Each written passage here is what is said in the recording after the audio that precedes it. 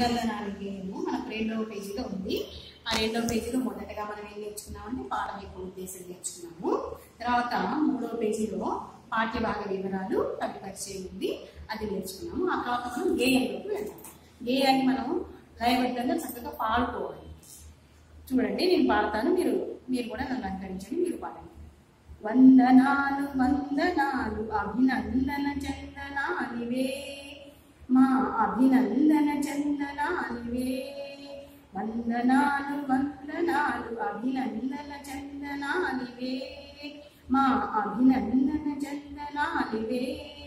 శ్రమదాచని హాలికులకు తలవంచని సైనికులకు భరతమాత పురోగతికి ప్రాతిపదికలకు ఘనులకు వందనాలు వందనాలు అభినందన చందనానివే, మా అభినందన చందనానివే.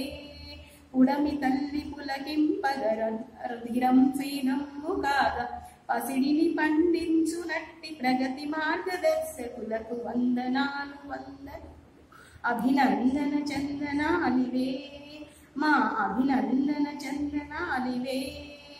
అంటే వందనాలు నమస్కారాలు అని అర్థం అనమాట. శ్రమదాచని హాలికులకు అంటే కష్టాన్ని దాచుకోకుండా పనిచేసేటువంటి హాలికులు అంటే రైతులు, అలాంటి వారికి వందనాలు. ఇంకా తలవంచని సైనికులకు, ఎప్పుడు ధైర్యంతో శత్రువులతో పోరాడతారు కాబట్టి అలాంటి సైనికులకు వందనాలు. భరతమాత పురోగతికి ప్రాతిపదికల గనులకు అంటే ఆ విధంగా కష్టపడుతూ భారతదేశ అభివృద్ధికి పాటుపడేటువంటి వీళ్ళకు వందనాలు అంటే నమస్కారాలు తెలియజేస్తున్నాను అనమాట. పుడమి తల్లి పులకింపగా, పుడమి తల్లి అంటే నేల తల్లి, నేల తల్లి సంతోషించే విధంగా రుధిరము స్వేదము కాగా అంటే మన రక్తం చెమటగా మార్చి పంటలు పండిస్తున్నాడు రైతు. నేల తల్లి సంతోషించే విధంగా తన యొక్క రక్తాన్ని చెమటగా మార్చి పంటను పండించి మనకు భోజనాన్ని పెడుతున్నాడు. అలాంటి పసిడిని అంటే బంగారాన్ని పండించేటువంటి ప్రగతి మార్గదర్శకులు, అలా పంటలు పండించి దేశ అభివృద్ధికి తోడ్పడేటువంటి మన రైతులకి నమస్కరిస్తున్నారనమాట కవి ఇక్కడ. కంటికి కనురెప్పలాగా చేను చుట్టూ కంచెలాగా జన్మభూమి కవచమైన ఘనవీరులు జవానులకు వందనాలు వందనాలు అభినందన చందనానివే, మా అభినందన చందనానివే. అంటే కంటికి కను రెప్పలాగా మనకు కంట్లో దుమ్ము ధూళి పడకుండా కనురెప్పలు మనల్ని కాపాడుతాయి. ఆ విధంగా మన జన్మభూమి చుట్టూ కూడా రక్షణగా ఉండేది ఎవరంటే సైనికులు. దేశ సరిహద్దుల్లో ఉండి శత్రు దేశాలు మనపై దాడి చేయకుండా కాపాడేది సైనికులు అనమాట. అలాంటి ఘనవీరులైనటువంటి సైనికులకు కూడా వందనాలు అని కవి తెలియజేస్తున్నాడు అన్నమాట. నమస్కారాలు తెలియజేస్తున్నాడు.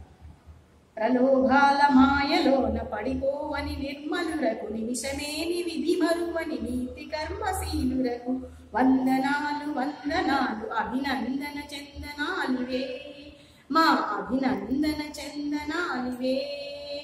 ప్రలోభాల మాయలోన అంటే ఎవరైనా ఏదైనా డబ్బిస్తాము అని చెప్పినా కూడా వాటికి ఆశపడకుండా నిర్మలమైన స్వచ్ఛమైన మనసుతో క్షణం కూడా ఒక్క నిమిషం కూడా తమ డ్యూటీ మర్చిపోకుండా కష్టపడి 24 గంటలు కష్టపడేటువంటి సైనికులు, అలాంటి స్వచ్ఛమైన మనస్సు గల వారికి నమస్కారాలు తెలియజేస్తున్నాడు అన్నమాట. ఇక్కడ అవిశ్రాంత శైర్యంతో ఆకలి మంటలను ఆర్పి దేశభక్తి ఖడ్గంగా శత్రుమూకలను దున్ని దేశ కీర్తి బావుటాను ఎగరేసిన ఘనజనులకు వందనాలు వందనాలు అభినందన చందనానివే, మా అభినందన చందనానివే. రైతు పగలు రాత్రి అనే లేకుండా ఆదివారం అనేది, మనమైతే జనరల్ గా ఆదివారం స్కూల్ సెలవు అని చెప్పేసి ఇంట్లో కూర్చుంటాం. కానీ రైతులకు ఆదివారం కూడా ఉండదు. వ్యవసాయ పని మొదలు పెట్టారు అంటే పంట ఇంటికి వచ్చే వరకు ప్రతిరోజు పని ఉంటూనే ఉంటుంది అనమాట. విశ్రాంతి అనేది తీసుకోకుండా రైతు కష్టపడి పంటలు పండించి మనకు భోజనాన్ని పెడుతున్నాడు అనమాట. అవిశ్రాంత సేద్యంతో అంటే విశ్రాంతి అనేది తీసుకోకుండా కష్టపడి పనిచేస్తూ పంటలు పండిస్తాడు. మన ఆకలి మంటలను చల్లారిస్తున్నటువంటి రైతులకు కూడా నమస్కారాలను రచయిత తెలియజేస్తున్నారు అనమాట. దేశభక్తినే ఖడ్గంగా చేసుకొని శత్రుముఖలను జయించి మన దేశాన్ని కాపాడేది, దేశంలో శాంతి భద్రతలను నెలకొల్పేది సైనికులు కాబట్టి అలాంటి సైనికులకు కూడా మన రచయిత వందనాలు తెలియజేస్తున్నారు అనమాట. ఈ విధంగా మనకి చక్కని గేయంలో శేషం లక్ష్మీనారాయణాచార్య గారు రైతులను సైనికులను మెచ్చుకున్నారనమాట. అర్థమైందమ్మా?